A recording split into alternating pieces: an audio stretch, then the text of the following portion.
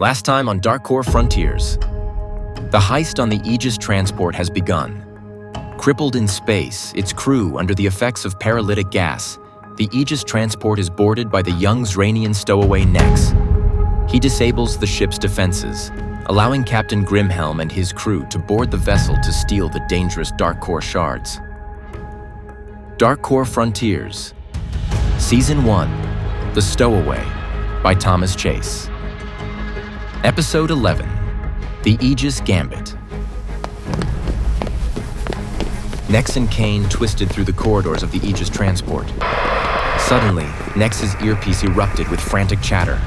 Security codes aren't working. Vault's still locked.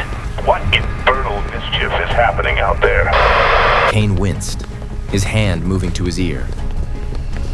Two vessels were docked in the bay, the Nebula Nighthawk and Captain Dulac's Innovation. At the base of the Nighthawk's ramp stood the small, furry weapons expert Spank, the hulking Cronin, Tiny, and Ironclaw, his mechanical arms twitching. They wore protective exovac suits and guided the shielded containment units that would be used to carry the Darkcore Shards. As Nex and Kane approached, Ironclaw's voice scrambler brought Nex right back to the SS horizon. There you are. We got a problem, Squirt. What's wrong? Ironclaw turned to Nex. Them security codes for the vault. They up and changed on us. We're locked out. Nex blinked, trying to look surprised. Kane tossed his hands in the air. Those codes are hardwired into the ship. They can't be changed unless the ship programming was overwritten. Spank's large eyes darted between them, his fuzzy cheeks bulging out inside his helmet. Is there any way we can change it back? Ironclaw looked at Nex. Nex shook his head. Rewrite base-level ship programming? Maybe there's someone else who could do it? Someone who actually knows what they're doing? Kane frowned. I told you, that vault is locked. It can't be turned off from the outside. Ironclaw glared at the group. Well, we'll have to switch to plan B then. We gotta crack that vault open ourselves. The old-fashioned way. He fixed Nex and Kane with a steely gaze. You two, back to the Nighthawk. You'll just be in the way out here. As Ironclaw pointed his finger at the ground and circled his hand in the air, a signal to the boarding party groups to gather for debriefing, Nex and Kane climbed the ramp. Orin Starling's codes had done the trick. The pirates' plans were falling apart. Fast. The bridge of the Nebula Nighthawk was quiet as Nex and Kane stepped through the door. Captain Grimhelm, Slime, and Rax Jarex stood watching a bank of monitors. Nex approached the screens. At first, it was difficult to decipher them, but then he realized he was looking at first-person helmet cams from Ironclaw, Spank, and Tiny. They stopped at a closed blast door. Gambit code 407. Hull breach. Rax Jarex frowned. He looked over Slime's shoulder at the Aegis transport schematics. Automatic containment.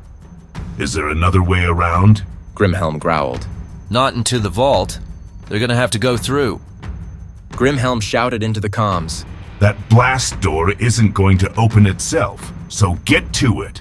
Alpha team. Ironclaw instructed his strike team back to seal off the corridor, while he directed Spank and Tiny to fasten their tether lines and pressurize their suits. This is a dangerous move, Captain. We don't know what's behind that door. Could be a small breach. It could be big. You're putting those men's lives at stake. I'm aware of that, Jarex. And so are they. So don't give me that sob story. Jarex sighed. He leaned forward into the comms. Use bypass code 7618. Ironclaw clamped down onto the hull plating with all four of his mechanical arms. Then he punched in the code. Nothing happened. He tried it again. The code is not working, Jarex. Grimhelm snarled. Excuse me, please. The code is 7610. Slime corrected. Ironclaw punched it in. The door slowly slid back. A sudden sharp groan reverberated through the metal. The air exploded outwards. Howling wind that surged towards the breach. Loose objects and unsecured equipment tore from their moorings. swirling in a ravenous vortex of escaping gases. Ironclaw's ragdoll body was wrenched out toward the abyss, but his powerful spider arms held him fast. Then, as quickly as it began, it stopped. Just like that. The door was open. Before them lay a massive hole in the side of the Aegis transport. The space outside was a minefield of twisted metal and frozen debris. Jagged shards of the ship's hull jutted out like teeth. Sparks from severed power conduits danced across the wreckage, creating a silent, mocking light show against the backdrop of stars. A bunch of stuff floated around, random things from inside the ship.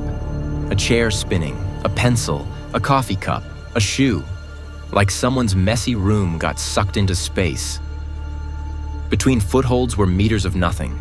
The junk whirled around, each pulled by the microgravitation of the others, creating an ever-rotating three-dimensional maze of death.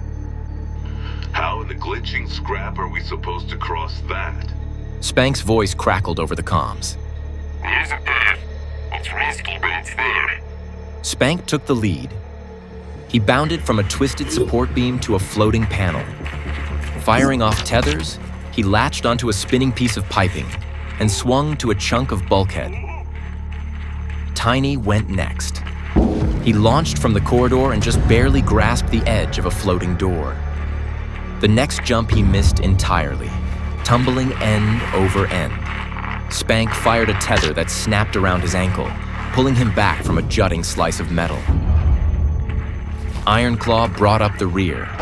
He thrust off with his legs and clamped onto the side of the ship with his mechanical arms. As he propelled himself forward, a piece of paneling suddenly shifted under his foot, sending him spinning out into open space. For a moment, he started to drift away. But Tiny's strong arm shot out, grabbing Ironclaw's metal arm and dragging him back. Just as it seemed they might make it across, a large section of the ship's hull broke loose, spiraling towards them. Tiny flung Ironclaw clear. The hull fragment flew by, missing them by centimeters, and sent them all tumbling. For a moment, it seemed the mission would end there. But Ironclaw grappled onto an exposed joint and tethering Spank and Tiny, he pulled them all to the far side with his muscular arms. On the bridge, Nex realized he'd been holding his breath. His hands were sweaty. Even Rax Jarex looked pale.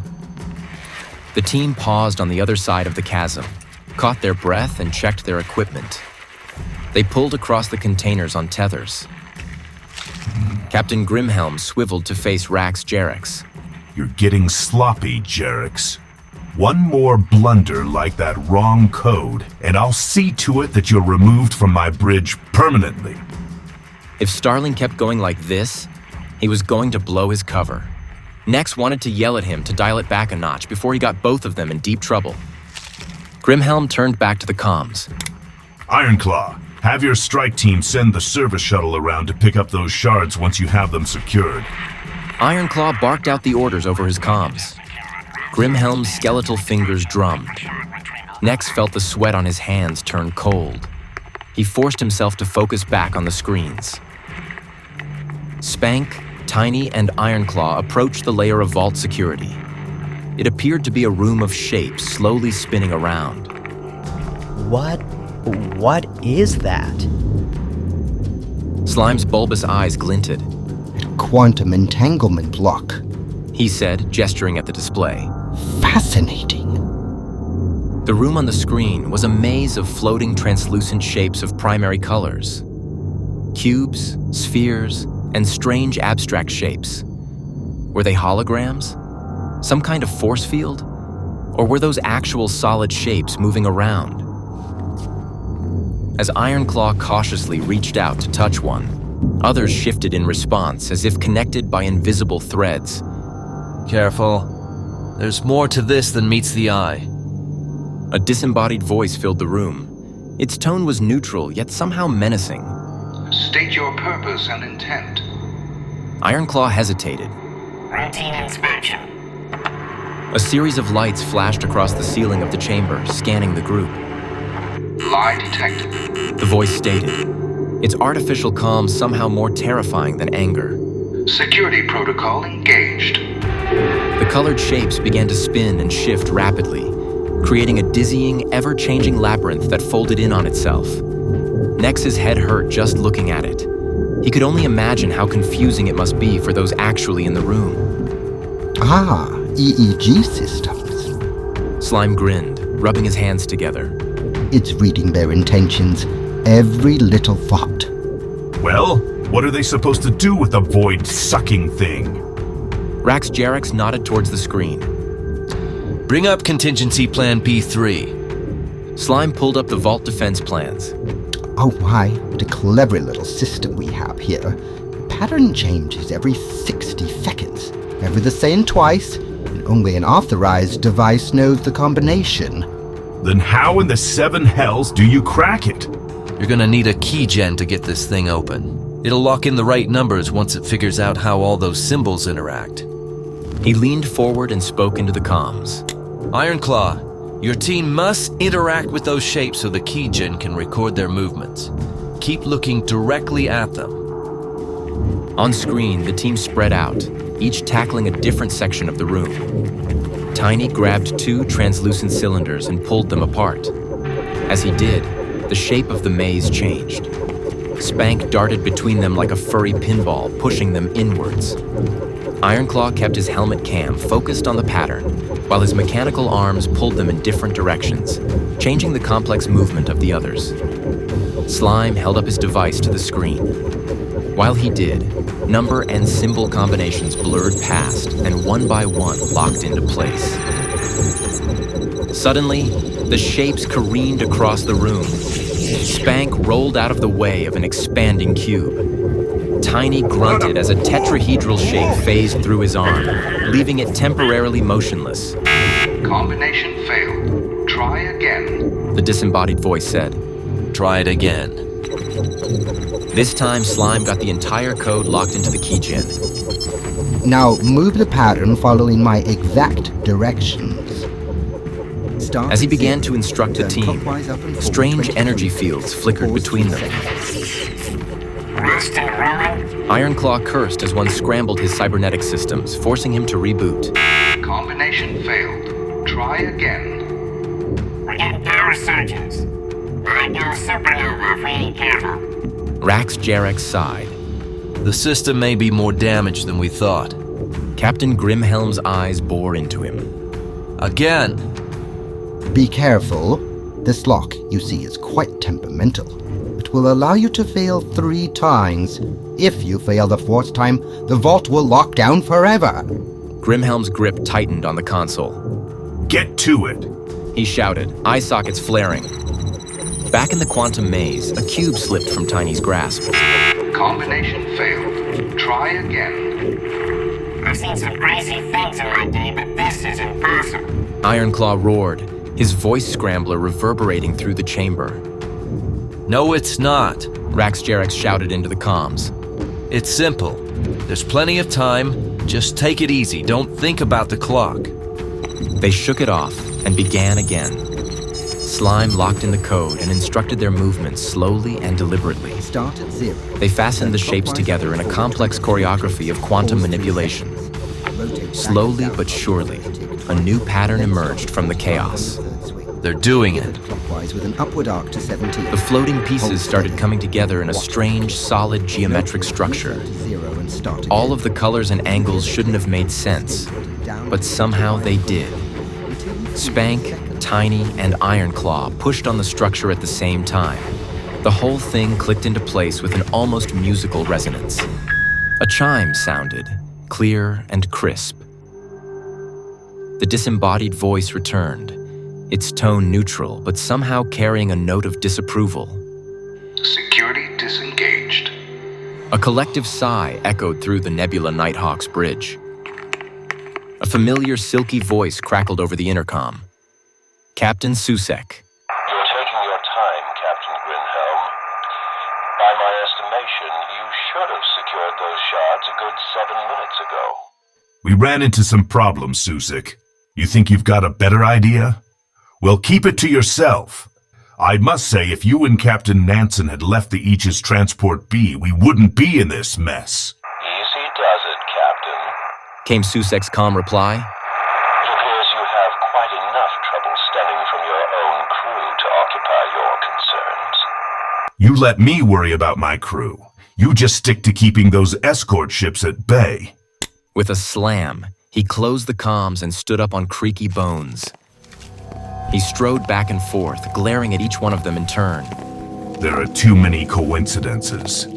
Far too many things are going wrong with this operation for my liking. They exchanged glances. Nex's stomach dropped as Rax Jarex stepped forward and cleared his throat.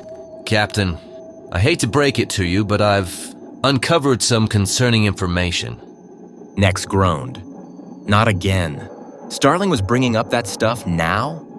Seriously? Rax Jarex paused, his eyes flicking to slime. Your first mate has been asking about secret hideouts and chatting up some shady customers. That weird smile spread across Slime's mouth. What? That's preposterous. I would never— Silence. He turned to Jarex. Show me this evidence. Jarex moved to Slime's computer, but as he tapped on the keys attempting to pull up the fabricated files, his brow furrowed.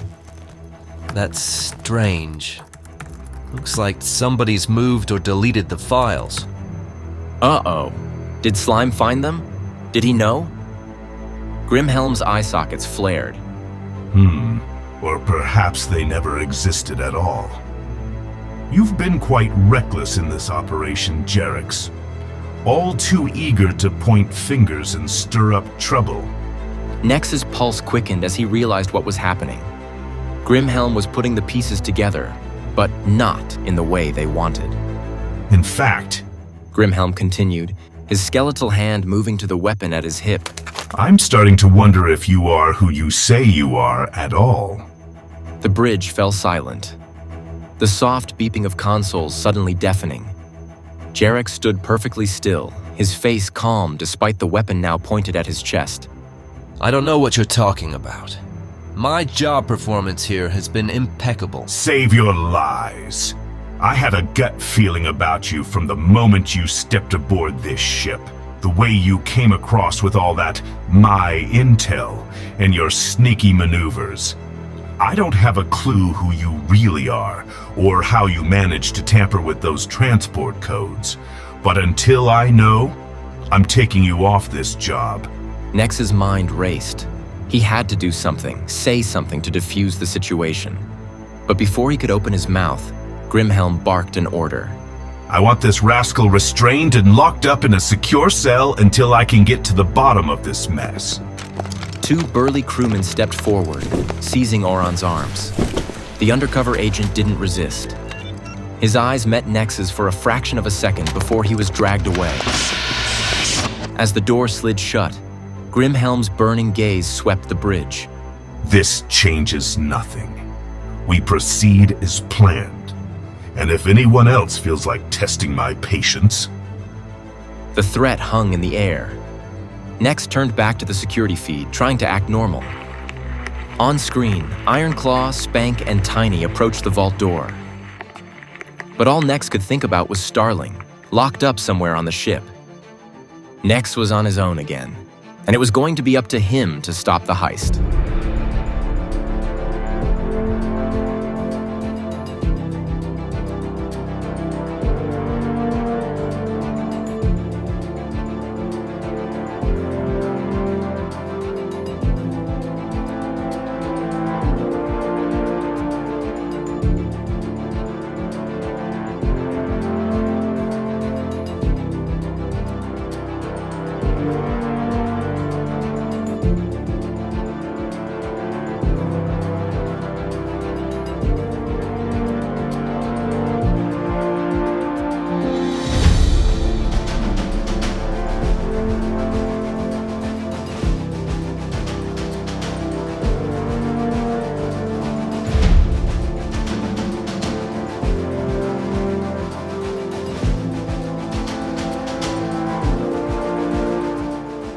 You've been listening to Darkcore Frontiers.